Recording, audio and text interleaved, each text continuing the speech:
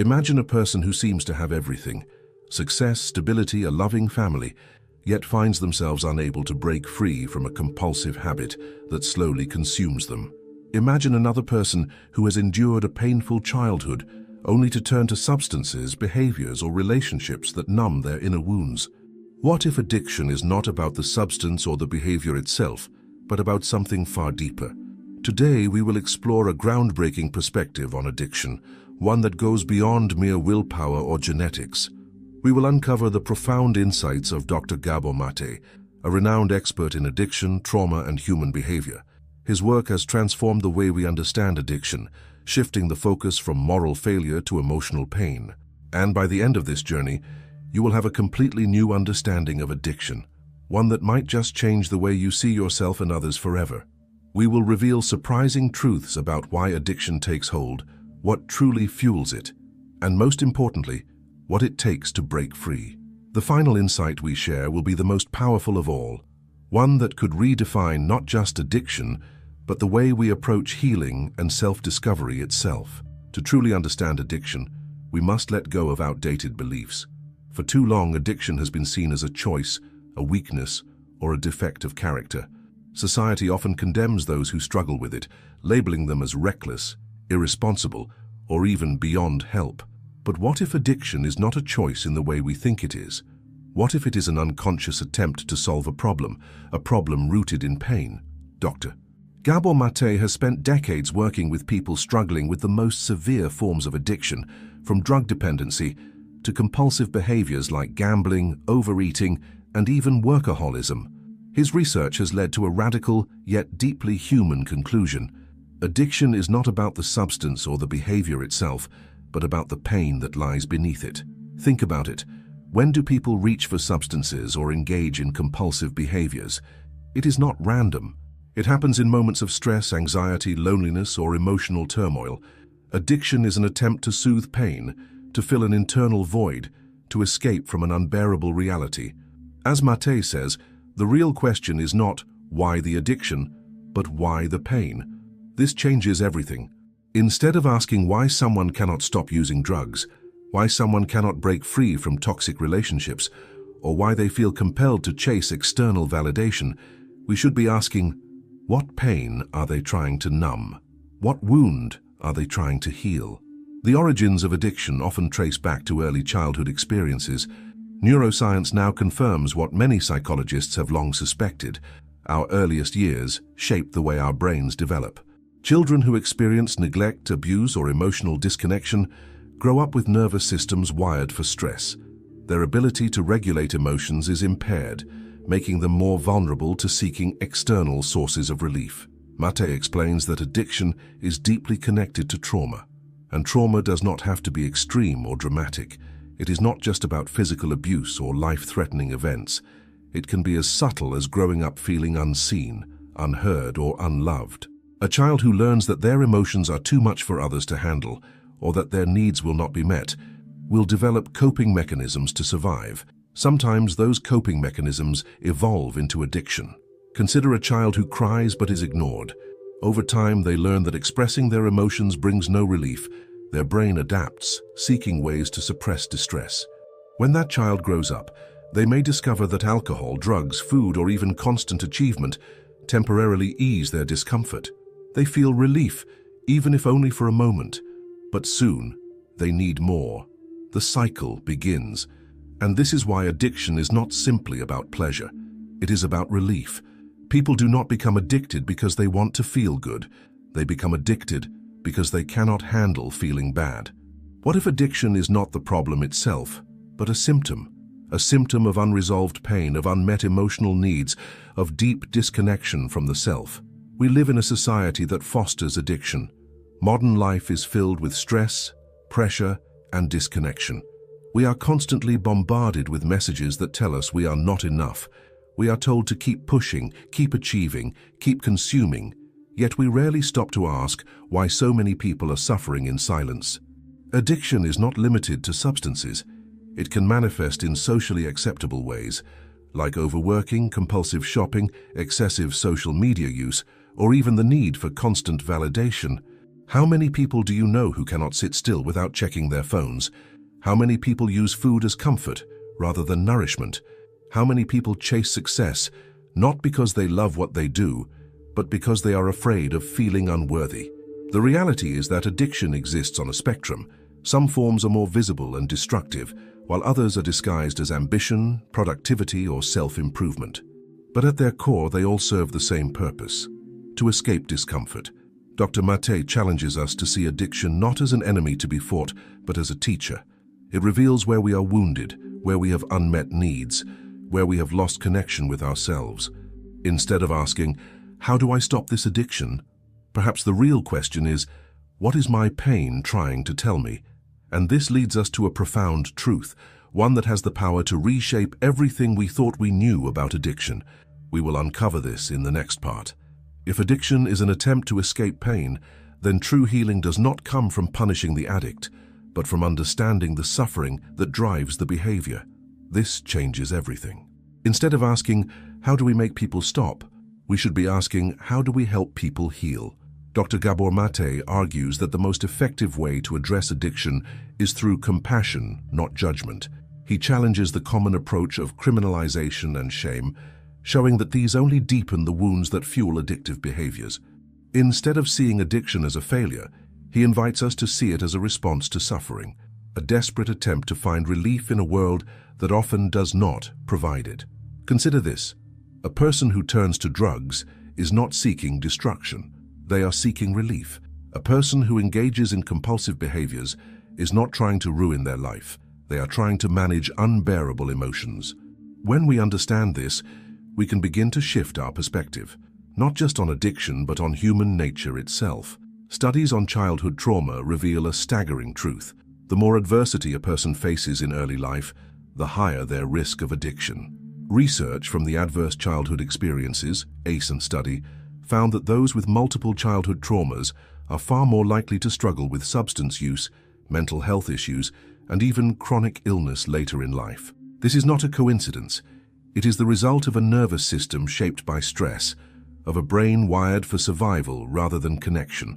Maté explains that when a child experiences neglect, rejection, or abuse, their brain chemistry is altered.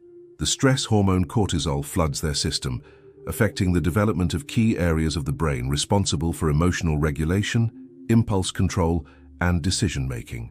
Over time, this creates a heightened sensitivity to stress and a lower threshold for discomfort, conditions that make addiction far more likely. But it is not just severe trauma that leads to addiction. Even seemingly small experiences can shape the way we cope with pain. A child who grows up feeling unseen or unworthy may develop a deep sense of emptiness. They may learn that their needs do not matter, that their emotions are too much for others to handle. When they become adults, they might seek external sources of validation, whether through substances, relationships, or work, to fill that void. And here is where the real challenge lies. Most people who struggle with addiction do not realize that they are carrying emotional wounds. They see their compulsions as personal failures rather than symptoms of deeper pain. Society reinforces this belief, telling them they simply need more willpower, more discipline, more control. But Maté's work reveals a different truth. Addiction is not a failure of the individual. It is a survival mechanism, one that developed as a response to deep and often unacknowledged pain. So how do we break free? How do we begin to heal, not just from addiction, but from the underlying wounds that drive it?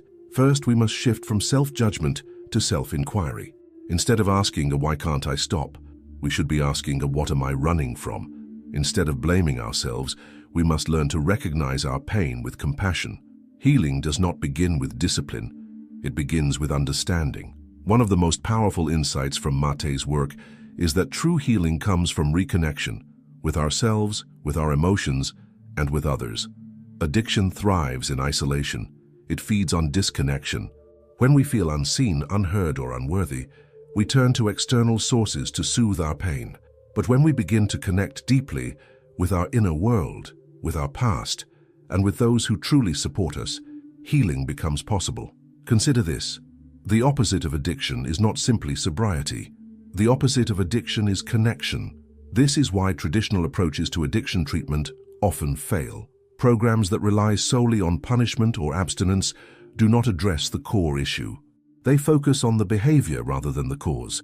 But when we create environments of safety, where people can explore their pain without fear of shame, transformation becomes possible. Dr. Maté has worked extensively with some of the most marginalized communities, people struggling with severe addiction, homelessness, and trauma. In his experience, the most effective interventions are not those that impose control, but those that offer understanding. When a person feels truly seen and heard, their need for self-destructive coping mechanisms begins to diminish. This is true not only for those struggling with addiction, but for all of us. How often do we numb ourselves without realizing it? How often do we distract ourselves with work, social media, or entertainment just to avoid uncomfortable feelings? Addiction exists on a spectrum, and in many ways we all experience it in different forms. The key to healing is learning to sit with our emotions rather than running from them. This does not mean drowning in pain. It means creating space for our emotions to be felt, understood, and processed in a healthy way. Maté teaches that healing requires self-compassion. It requires us to look at ourselves not with blame, but with curiosity. What drives our behaviors? What pain have we been carrying? What would happen if instead of suppressing our emotions, we allowed ourselves to truly feel them? And this leads us to a powerful truth, one that challenges everything we thought we knew about overcoming addiction. In the next part, we will explore the deepest and most transformative insight of all, the role of self-awareness and emotional healing in breaking free from addiction's grip. If addiction is rooted in pain, then healing is not about willpower, it is about self-awareness. This is the key insight that changes everything. Without understanding what fuels our compulsions, we remain trapped in the cycle, mistaking the symptom for the cause. But when we turn inward and ask, "What is my pain trying to tell me?" we open the door to real transformation. Dr. Gabor Maté teaches that self-awareness is the foundation of healing. Without it, we are like ships lost at sea, drifting wherever our unconscious patterns take us. With it, we begin to see the invisible forces shaping our behaviors. We begin to understand why we react the way we do, why we seek escape, why we return to the same habits despite knowing their cost. Imagine standing in front of a mirror, but instead of seeing your physical reflection, you see the emotions, fears, and memories that have shaped your life. What would you notice? What patterns would become clear? Many people go through life unaware of the deep emotional imprints left by their past. They see only the surface, the addiction, the anxiety, the need for control, without recognizing the deeper wounds beneath. Maté argues that addiction is, at its core, a loss of connection with the self. The more disconnected we are from our true emotions, the more we seek external relief. This is why healing begins with awareness. Awareness of our emotions, our triggers, and the stories we have unconsciously carried since childhood.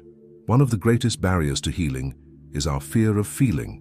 Many people fear that if they allow themselves to truly feel their pain, it will overwhelm them. But Maté reminds us that emotions do not destroy us. What destroys us is our resistance to them. When we suppress our feelings, they manifest in other ways: anxiety, depression, addiction, and even physical illness.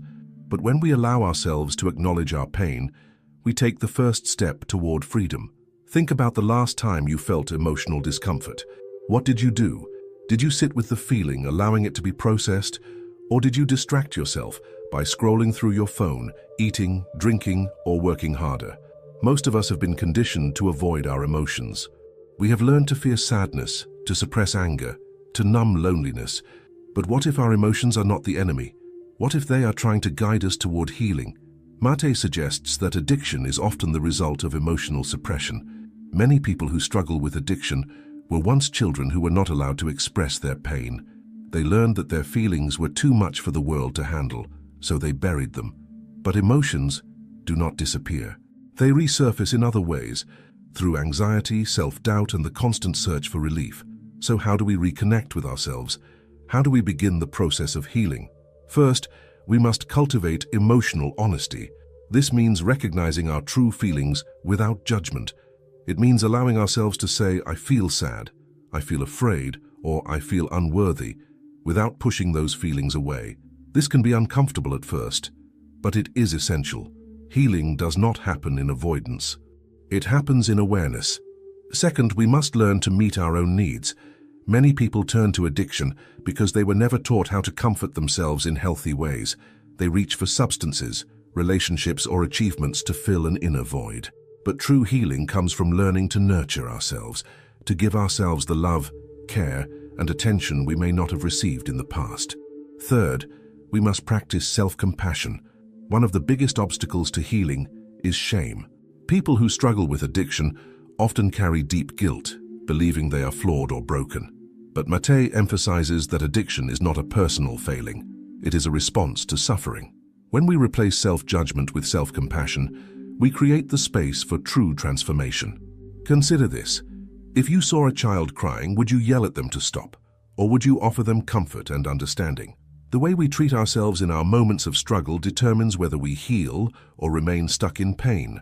Self-compassion is not weakness. It is the foundation of change. But self-awareness alone is not enough. Healing also requires connection. We do not heal in isolation. We heal in relationships with others who see us, support us, and remind us of our worth. This is why community is so vital in overcoming addiction. Whether it is through therapy, support groups, or deep friendships, having people who understand our pain can make all the difference. Maté explains that addiction thrives in environments of loneliness and shame. Many people hide their struggles out of fear of judgment. They believe they must battle their demons alone. But the truth is, healing happens when we allow ourselves to be seen. When we share our pain with others, we break the cycle of isolation. We remind ourselves that we are not alone. Think about your own life. Are there people you can turn to when you are struggling? Do you allow yourself to be vulnerable, or do you keep your pain hidden? The path to healing is not about perfection. It is about connection with ourselves, with our emotions, and with those who can support us. And this brings us to the final and most powerful insight of all. What if addiction is not just about escaping pain, but about searching for something deeper? What if, at its core, addiction is a misguided search for meaning, for love, for wholeness? In the final section, we will uncover the ultimate key to healing, the one truth that can transform not just addiction, but our entire understanding of human suffering. If addiction is not just about escaping pain, but about searching for something deeper, then healing is not just about breaking a habit. It is about rediscovering who we truly are. This is the ultimate insight that Dr. Gabor Maté offers us. Addiction is not merely a disease or a disorder. It is a call from within, a signal that something vital is missing in our lives. Think about it. When people describe addiction, they often talk about an emptiness they cannot fill, a longing they cannot satisfy. They chase pleasure but never find lasting joy. They seek relief but never feel truly at peace. Why? Because addiction is not just about the substance or behavior. It is about a hunger for meaning, for love, for wholeness. Maté argues that at the root of all addiction is a deep disconnection from the self. When we are not in touch with who we truly are, when we suppress our emotions and silence our inner voice, we create a void. Addiction steps in to fill that void, offering temporary relief but never true fulfillment. The real question is not why the addiction, but why the pain? And even beyond that, why the disconnection? Consider this. Every human being is born with an innate need for love, connection, and purpose. As children, we look to our caregivers for safety and validation. When those needs are met, we develop a sense of security, a belief that the world is a safe and loving place. But when those needs are not met, when we experience neglect, rejection, or trauma, we internalize a different message. I am not enough. I am not lovable. I must be something other than who I am to be accepted. This belief shapes everything. It affects the way we see ourselves, the way we interact with others, and the way we cope with pain.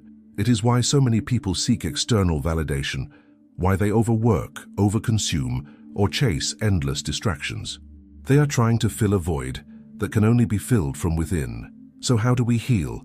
How do we break free from the cycle of addiction, not just to substances, but to anything that keeps us disconnected from ourselves?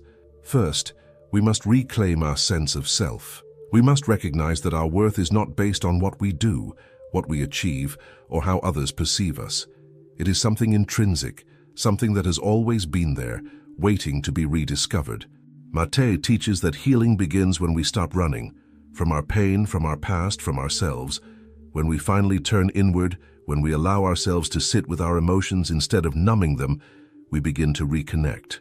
We begin to see that we are not broken. We are simply carrying wounds that need attention, understanding, and care. Second, we must redefine what fulfillment means. Society teaches us to seek happiness in external things, success, wealth, status. But true fulfillment comes from something much deeper, from connection, from authenticity, from living in alignment with who we truly are. The more we suppress our true selves, the more we seek substitutes. But when we begin to embrace our emotions, our needs, and our unique path in life, the pull of addiction weakens. This is why practices like mindfulness, therapy, and self-reflection are so powerful. They help us see beyond our immediate cravings. They teach us to observe our thoughts and feelings without being controlled by them. They remind us that we are more than our impulses, that beneath the surface, there is a part of us that is whole, resilient, and capable of healing. And finally, we must embrace connection, not just with ourselves, but with others. The greatest misconception about addiction is that it is a personal failing. But the truth is, addiction thrives in isolation. Healing happens in community. When we surround ourselves with people who see us, support us, and remind us of our worth, we begin to rewrite the stories we have carried for so long. Imagine what would happen if, instead of punishing addiction, we sought to understand it. Imagine if, instead of shaming those who struggle, we created spaces where they could heal. This is the shift that Maté calls for, a shift from judgment to compassion, from control to connection, from suppression to understanding. Because in the end, addiction is not the enemy. It is a messenger. It is a sign that something in our lives needs attention, that something within us is asking to be seen, heard, and healed. And that is the most powerful truth of all. Healing is possible. No matter how deep the wounds, no matter how long the struggle, there is always a path forward. The journey may not be easy, but it is worth it. Because at the heart of healing is something we all long for, not just freedom from addiction, but a return to ourselves. So now, I leave you with this question. What are you truly searching for? And what would happen if, instead of looking outward, you began to look within? Let me know your thoughts in the comments. If this resonated with you, share this message with someone who needs to hear it. Because the more we understand addiction, the more we can create a world where healing is possible for everyone. Thanks for looking.